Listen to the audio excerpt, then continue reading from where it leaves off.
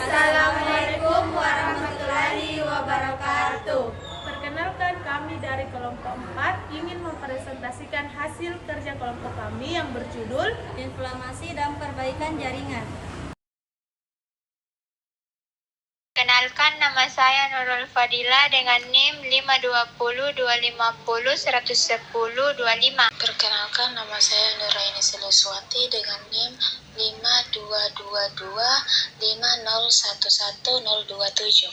Perkenalkan, nama saya Roro Widya Nurul Hatimah, NIM 52125011086.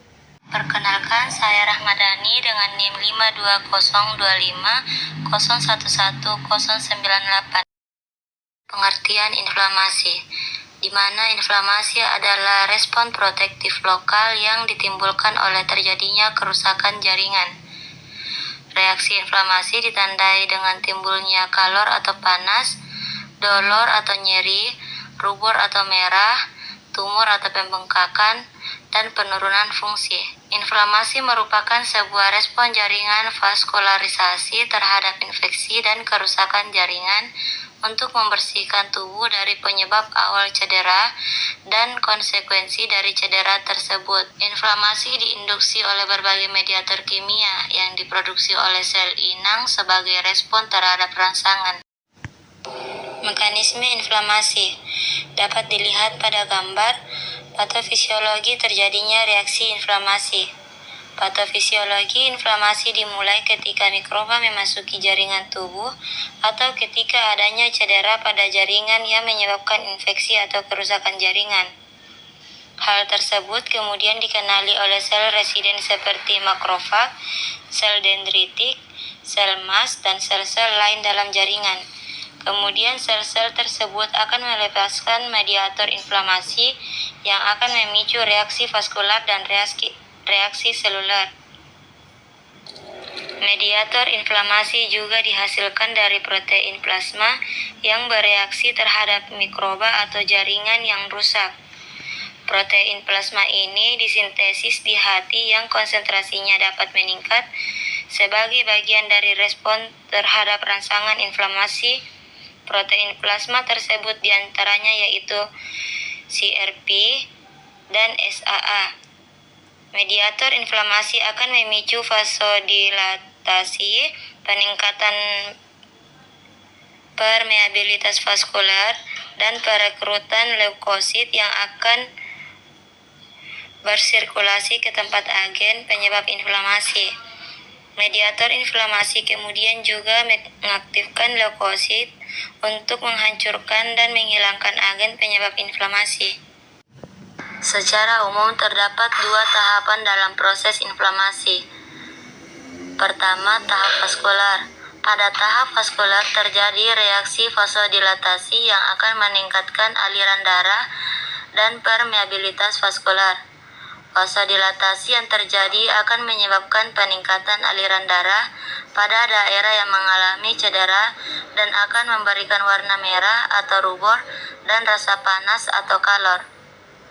Peningkatan permeabilitas vaskular diinduksi oleh histamin, kinin, dan mediator inflamasi lain yang kemudian menyebabkan cairan yang kaya akan protein dan sel darah keluar ke jaringan ekstravaskular. Hal tersebut akan mengakibatkan tekanan osmotik cairan interstisium meningkat, sehingga lebih banyak air yang keluar dari darah ke dalam jaringan. Hasil akumulasi cairan ekstravaskular yang terjadi akan menyebabkan edema jaringan. Timbulnya edema menyebabkan rasa nyeri karena peragangan jaringan akibat timbulnya edema dan adanya pengeluaran mediator nyeri seperti prostaglandin, bradikilin, dan histamin yang bisa merangsang saraf perifer di sekitar jaringan yang mengalami inflamasi. Timbulnya edema dan rasa nyeri membuat keterbatasan gerak atau gangguan fungsi pada daerah sekitar inflamasi. Yang kedua adalah tahap seluler. Pada tahap seluler terjadi pengumpulan dan pengaktifan leukosit yang kemudian akan mengeliminasi agen berbahaya. Leukosit dibawa dari darah ke jaringan ekstravaskular di mana patogen infeksius atau jaringan yang rusak dapat ditemukan. Setelah leukosit terkumpul, leukosit diaktifkan untuk menjalankan fungsinya yang mengakibatkan peningkatan fungsi fagositosis. Produksi mediator inflamasi termasuk asam arakidonat, sitokin proinflamasi, serta peningkatan destruksi intrasel mikroba dan jaringan mati yang telah difagosit. Gambar berikut menjelaskan mengenai perjalanan leukosit dari lumen pembuluh darah ke jaringan yang melibatkan proses multilangkah yang dimediasi dan dikendalikan oleh molekul adhesi dan sitokin. Pada peradangan leukosit yang mengalir di dalam darah kemudian dibawa ke lokasi kerusakan jaringan. Proses ini dibagi menjadi beberapa fase yang terdiri dari adhesi leukosit ke endotelium tempat inflamasi, lalu transmigrasi leukosit melalui dinding pembuluh darah dan pergerakan sel menuju agen penyebab inflamasi. Inflamasi dibedakan atas inflamasi akut dan inflamasi kronis. Inflamasi akut memiliki respon awal yang cepat terhadap infeksi dan kerusakan jaringan, lalu berkembang dalam beberapa menit atau jam dan berlangsung singkat, selama beberapa jam atau hari. Karakteristik utama inflamasi akut yaitu terjadinya eksudasi cairan dan protein plasma yang kemudian akan menyebabkan terjadinya edema dan emigrasi leukosit ke lokasi terjadinya inflamasi. Ketika respon awal pada inflamasi akut tidak dapat menghilangkan rangsangan, reaksi akan berkembang menjadi inflamasi yang berkepanjangan atau yang biasa disebut dengan inflamasi kronis. Inflamasi kronis adalah respon yang berlangsung lama, minggu atau bulan, di mana inflamasi, cedera jaringan, dan upaya perbaikan terjadi secara berdampingan. Inflamasi kronis merupakan respon yang berkepanjangan terhadap rangsangan persisten yang mungkin terjadi karena inflamasi akut yang tidak terselesaikan atau menjadi kronis.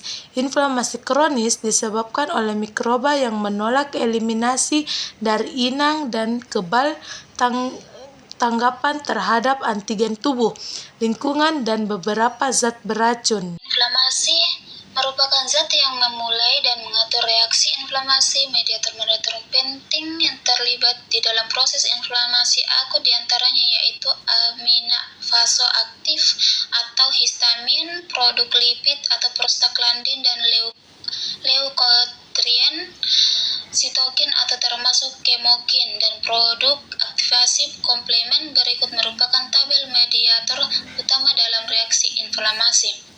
Bisa kita lihat tabel ini yaitu mediator inflamasi, di mana mediator histamin itu sumbernya dari sel mas, basofil, dan platelet. Aksinya vasodilatasi, meningkatkan permeabilitas vaskular, dan aktivasi endotel. Kemudian mediator prostaglandin, sumbernya sel mas dan leukosit. Aksinya vasodilatasi, nyeri, dan demam. Mediator leukotrien yaitu sumbernya sel mas dan leukosit juga.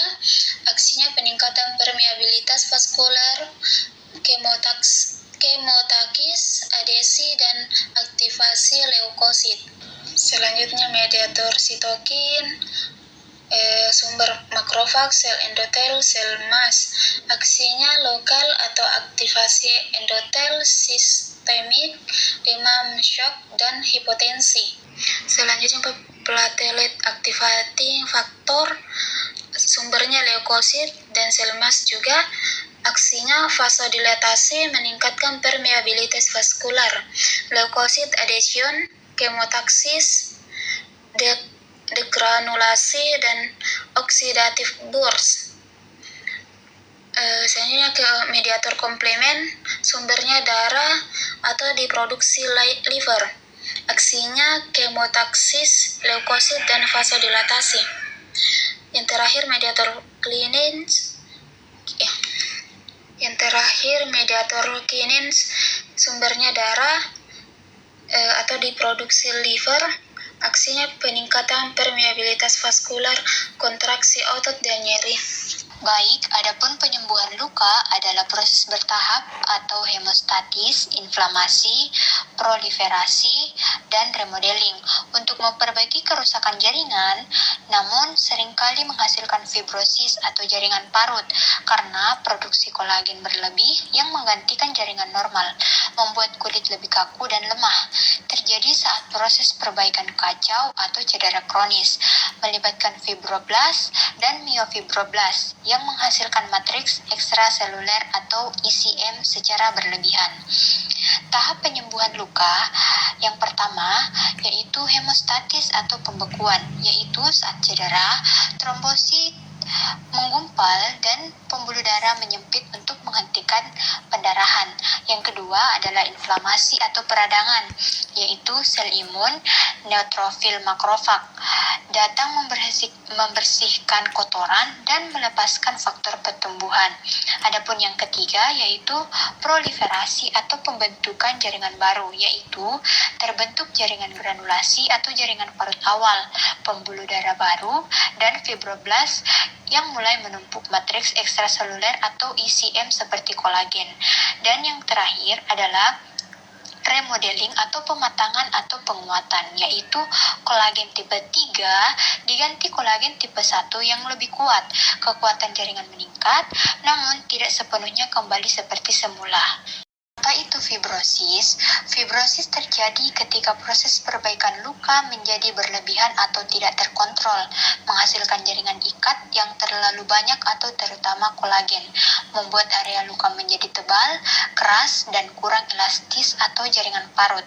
Ini adalah hasil dari aktivasi myofibroblas yang tidak berhenti, deposisi ECM berlebihan, dan peradangan kronis. Adapun hubungan penyembuhan luka dan fibrosis, idealnya penyembuhan luka berakhir dengan regenerasi jaringan fungsional. Namun, luka dalam atau kronis seringkali mengarah ke fibrosis. Adapun penyebab fibrosis yaitu cedera berulang, infeksi, gangguan aliran darah, atau penyakit kronis dapat memicu respons maladaptif yang menyebabkan fibrosis. Dan peran fibroblast atau myofibroblas, yaitu sel-sel ini penting untuk memperbaiki luka, tetapi jika terlalu aktif, mereka menyebabkan fibrosis.